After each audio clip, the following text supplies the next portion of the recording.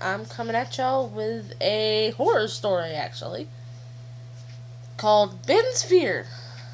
I have no idea what it's about. I have not read it yet. Okay. So, growing up, it was a common knowledge that my cousin Ben was afraid of seaweed. Naturally, we terrorized him with it. Pieces in his bed, pieces in his shoes, and my favorite, pieces in his bathing suit. Every time we were guaranteed a scream and a scramble as he tried to get the seaweed away from his delicate self. Nothing, though, compared to what we'd do to him at the beach. I'll fully admit that we were bullies back then. We didn't know what we did was wrong. We just thought it was funny. And since Ben laughed it off at the end, even if he cried while it was happening, we thought it was okay to continue. Kids will be kids, right? I was the oldest and therefore the biggest. Ben was always really skinny and small. I could manhandle him pretty effortlessly. I'd dunk him underwater, I'd toss him around and all that, but I'd also hold him still as my other cousins draped him with seaweed. Oh, how'd he scream. I'm fairly sure our parents would get involved. I'd get in trouble, maybe even catch a beating, but nothing severe enough to dissuade me from terrorizing my cousin.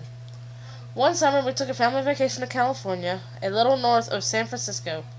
Before we left, Mom took me aside and said under absolutely no circumstances was I to tease Ben with seaweed or do anything whatsoever that might provoke his fear of it. It turned out he'd been in therapy for the last few months. I was probably supposed to feel bad, but I didn't. I was 12. I was a dick. Still, I agreed I wouldn't haunt the poor kid with the stuff.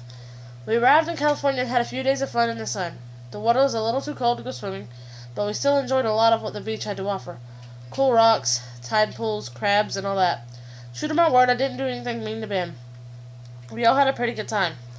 On the fourth day, Dad announced that he scheduled a boat trip for Ben and me to see the seals and maybe even a whale or two. It was just the two of us, plus the tour guide. A pudgy kind man named Ron. I guess Dad wanted to see if he could help rebuild the relationship between Ben and me. We'd be getting along pretty well since I agreed not to torture him anymore. We set off around 10:30 in the morning while our parents and younger siblings attended a lecture about a timeshare that included a free breakfast. Ron was lively and engaging. He enjoyed asking us questions to see how much we knew about marine life. Then, if we didn't know, two cool stories about the biology and history of the area. We saw tons of seals. They were interested in the boat and followed us along. There was quite a few colorful fish, too. We hung our heads over the edge of the boat as Ron regaled us with the fun facts. After a little over half hour sailing, we stopped. This is the part where you'll see a ton of biodiversity, Ron told us. I've seen whales, seals, octopods, and even a shark or two right around here.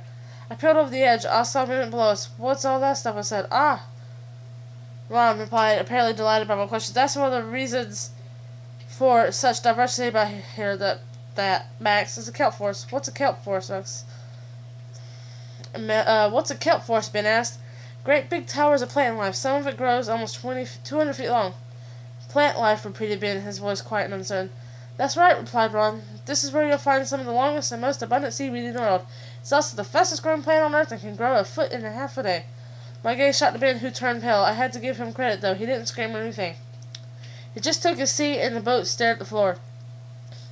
I don't feel too well, he said. Can we go home? Immediately following his words, a whale breached only 30 or so feet away. The seaweed forgotten, Ben hurried to the side and watched awed as the colossal mammal launched itself into the air again and splashed back to the depths. The ripples lapped at the edges of the boat, and I heard wet sounds coming from all directions. I stared at the spot, hoping the whale would leap again. Ben was looking down at a chunk of seaweed on the surface. I knew he was wondering how far down it went. Feeling uncharacteristically charitable and wanting to take Ben's mind off the hated weed, I asked over my shoulder to Ron, what kind of whale was that? Ron didn't reply. Hey, see the... Hi. Ben and I stared at the foamy touchdown side of the whale, still hoping to make an encore leap. Ron, I asked again, not turning around. All we heard was the lapping of the waves and the strange, squishy, wet sounds. Again, no answer from Ron. Then Ben shrieked so loudly, and I suddenly heard something inside his throat tear. I whirled around and shouted in surprise and fear.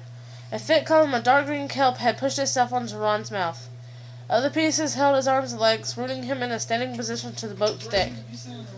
Ben was wheezing and whacking away. The kelp wormed its way around Ron, tightening its grip on him. More ropes of its... Jesus Christ, this is a long story. I'm sorry, guys. I didn't know it was going to be this long. I really didn't.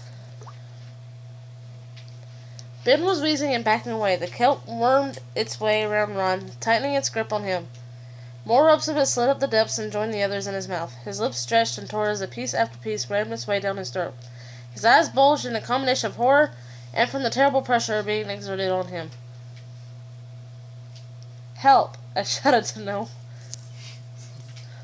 Over and over and over the words flew from my lips as bones inside Ron splintered and his flesh tore, dousing the deck and our shoes with his blood.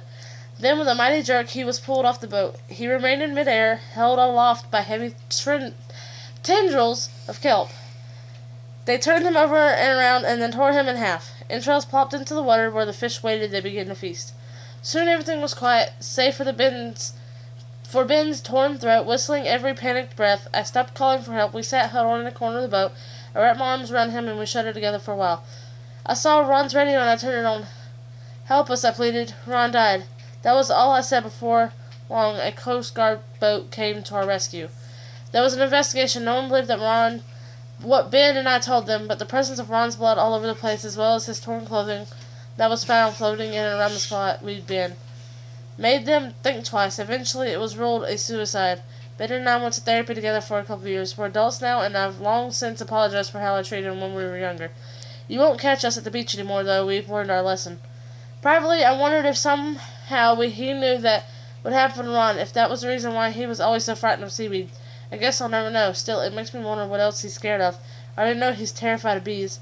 Has been forever. Whenever I hear one buzzing by, I expect to see it carried, car-sized and angry, ready to impale me with its stinger. Maybe I just need more therapy.